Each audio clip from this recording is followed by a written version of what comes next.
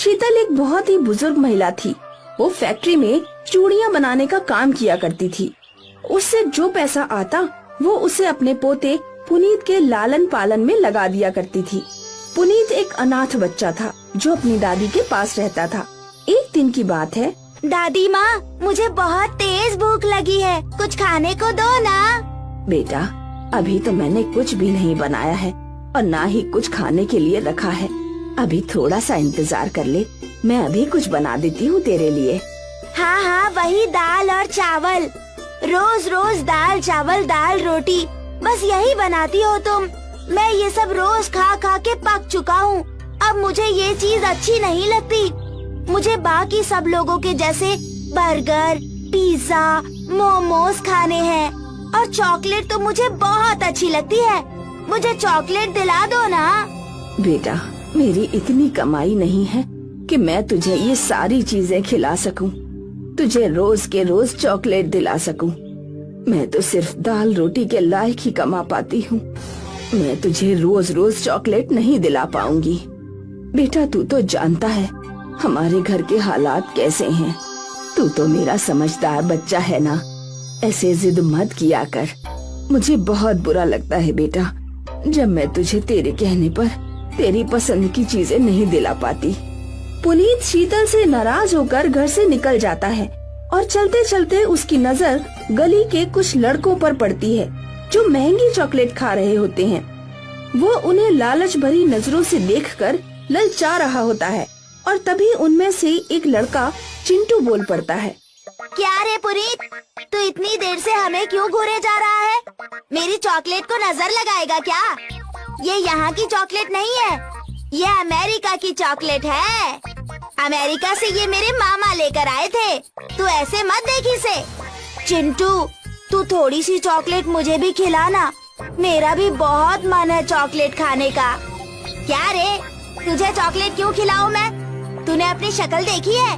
तेरी औकात नहीं है इस चॉकलेट को खाने की। पता है अमेरिका की चॉकलेट कितनी महंगी होती है? नहीं नहीं, मैं ये चॉकलेट तुझे दिखा भी नहीं सकता। चल भाग यहाँ से और दोबारा मत आइयो। पुनीत मन मारकर वहाँ से चल देता है। पुनीत को आते हुए रास्ते में एक चॉकलेट मिली होती है। वो उसे उठाकर घर ले आता है। उसका मन बहुत दुखी होता है। वो किसी से भी बात नहीं करता। अरे, ये चॉकलेट कहाँ से मिली तुझे? कहीं तूने चोरी तो नहीं की? मैंने तुझे चॉकलेट दिलाने के लिए मना किया तो तू कहीं से चॉकलेट ही उठा लाया। मैंने तुझे यही सबक सिखाया है, चोरी करना। आज तूने मेरा सर शर्म से झुका दिया बेटा। पुनीत उस चॉकलेट को छुपाने के चक्कर में यहाँ वहाँ छुपाने की जगह ढूंढ रहा होता है और उस चॉकलेट को जल्दबाजी में पानी के डब्बे में गिरा बैठता है और बहुत पछताता है। अरे यार, एक चॉकलेट इतनी मुश्किल से मिली थी, वो भी दादी माँ के डर के मारे इस पानी से भरे डब्बे में गिर गई। मेरी सारी चॉकलेट खराब हो गई। अब तो मैं इस चॉकलेट से भी गया। परंतु पुनीत जब उस डिब्बे में देखता है तो वो डिब्बा पूरा चॉकलेट से भर जाता है और उसके अंदर से चॉकलेट बाहर निकल रही होती है। पुनीत इतनी सारी चॉकलेट देखकर हैरान हो जाता है और सोचने लगता है कि इसमें इतनी सारी चॉकलेट्स कहाँ से आ गईं? अरे, ये चॉकलेट जरा सी थी और ये मग्गा पूरा चॉकलेट से भर गया है। चलो, इसे मैं बाल्टी में डाल देता हूँ, फिर आराम से बैठकर इस चॉकलेट को खाऊंगा। ये तो बहुत सारी चॉकलेट हो गई है। अब मैं इसे काफी दिन तक खा सकता हूँ। बहुत मजा आएगा। पुनीत चॉकलेट को फिर बाल्टी में डाल देता है। बाल्टी भी चॉकलेट से पूरी भर जाती है। इसी तरह से वो जिस भी बर्तन में चॉकलेट को डालता है वो पूरा चॉकलेट से भर जाता है। पुनीत को बड़ा ही आश्चर्य होता है कि चॉकलेट बढ़ती ही जा रही है। वो ऐसा सोच रहा होता है, तभी उसकी दादी वहाँ आ जाती हैं और वो अपनी दादी को सारी बात बताता है। तभी उस चॉकलेट में से आवाज आती है। पुनीत, मैं एक जादुई चॉकलेट हूँ। तुम मुझे जिस आकार में डालोगे मैं उसी आकार का हो जाऊंगा और मैं कभी खराब नहीं होऊंगा। यही मेरी चॉकलेट का फायदा है। मेरी चॉकलेट जो भी खाएगा उसके सभी रोग खत्म हो जाएंगे। जो जैसा स्वाद मेरी चॉकलेट से मांगेगा मैं वैसी ही चॉकलेट दूंगा। सबके पास उनकी मनपसंद वाली चॉकलेट होगी जिसे सब खाकर खुश होंगे। ये सुनकर पुनीत और शीतल बहुत खुश होते हैं और शीतल पुनीत से कहती है, बेटा तुमने तो एक छोटी सी चॉकलेट से पूरा घर भर दिया। अब इस चॉकलेट को हमें कहीं और उपयोग में लाना होगा।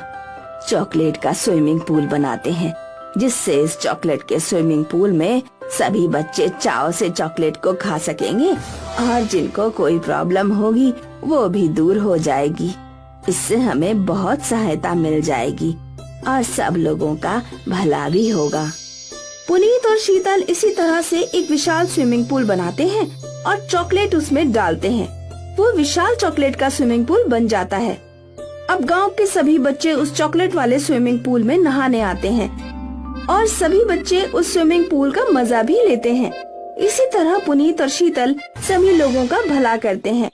पुनीत और उसकी दादी शीतल अपना जीवन अच्छे से और खुशी से व्यतीत करते हैं। अरे ये क्या पुनीत, तुमने इतने बड़े चॉकलेट वाले स्विमिंग पूल को बनाया है। ये तो बहुत बड़ा है चॉकलेट वाला स्विमिंग पूल। मुझे इसमें से चॉकलेट खानी है। मैं भी इस स्विमिंग पूल के अंदर जाकर देख सकता हूँ।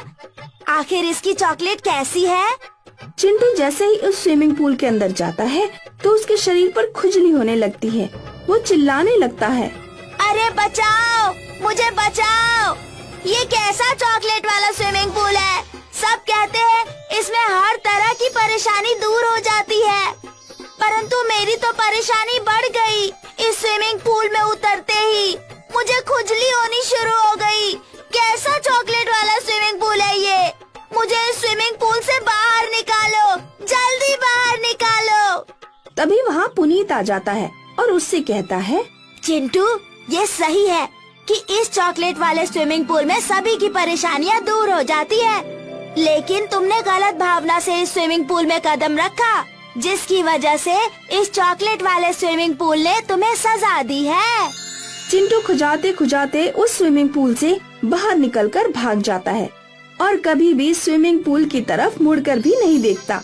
और वही पुनीत जिन भी लोगों को उसकी मदद की जरूरत होती है वो सबकी मदद करता है।